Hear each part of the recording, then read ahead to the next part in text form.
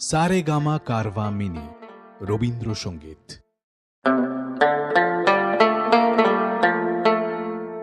দিন পাঁচেক আগেই সোৎসাহে এমন একজন মহামানবের জন্মদিন পালন করলাম আমরা, যিনি নিজের সাধনা আর মতবাদের প্রতি একনিষ্ঠ থেকে ক্ষমাপূর্ণ এক অনুচ্চার প্রতিবাদ রেখে গিয়েছিলেন রাষ্ট্রনিয়ন্ত্রিত মৌলবাদের বিরুদ্ধে।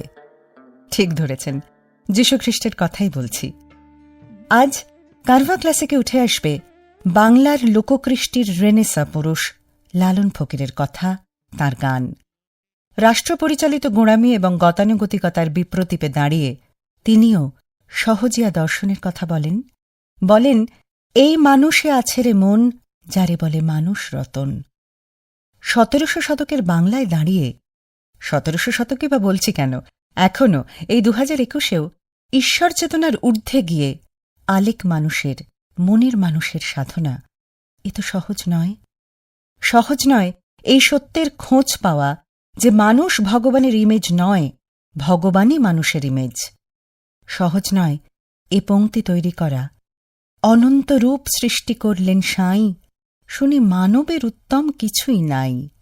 দেব দেবতাগণ করে আরাধন, জন্ম